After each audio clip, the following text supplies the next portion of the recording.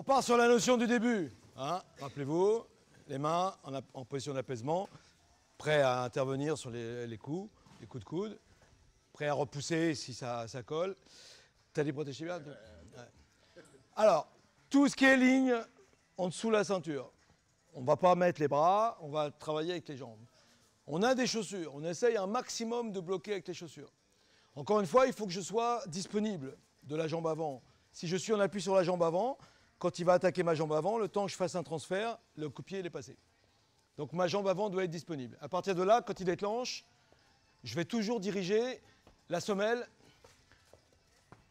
vers le coup de pied qui arrive. Alors là, il travaille jambe arrière, il peut travailler jambe avant, ce sera pareil. Pour moi, le principe, c'est toujours avec la semelle. Quand ça vient un petit peu plus haut, j'anticipe, après je travaille avec les genoux. Okay. Encore une fois, dans mon idée, là en salle, on essaye simplement d'amortir. Dans l'idée, quand la jambe, elle part, je viens attaquer la jambe. D'accord? Et un maximum avec la semelle. Alors la semelle, ça peut être comme ça, ça peut être ici, ça peut être en croisé, ici, ça peut être en croisé derrière. D'accord? Si je suis, alors les croisés, c'est pour le cas où je suis en appui sur la jambe avant, en train de frapper. Et le coup part, je ne peux pas décoller la jambe avant parce qu'elle est plantée au sol. Dans ce cas, je viens en renfort avec la jambe arrière. Ok? Donc le petit jeu, votre partenaire, il travaille aussi bien des coups de pied directs, jambe avant, jambe arrière, des coups de pied, genre low kick, jusqu'au niveau de la ceinture, et vous bloquez uniquement avec les jambes. À partir du moment où c'est au-dessus de la ceinture, on vient avec les bras.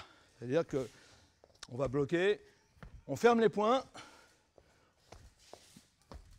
bras au corps, avant-bras sur bras, bras au corps. Ok. Et encore une fois, le principe, c'est l'acceptation. Allez, vas-y, Olivier. Fais-toi plaisir. Ah, tu frappais plus fort avant. Aïe. Ah. D'accord? Donc, après, le principe, non seulement le blocage, mais on essaye de se mettre en position après pour toucher en même temps. C'est-à-dire qu'au moment où il touche, je dois être capable de, moi aussi, de toucher. Ok? Et après, là-dessus, on travaille. Il a une jambe en l'air, donc il y a une jambe en appui. À partir du moment où il y a une jambe en appui, c'est sur cette jambe que je vais travailler.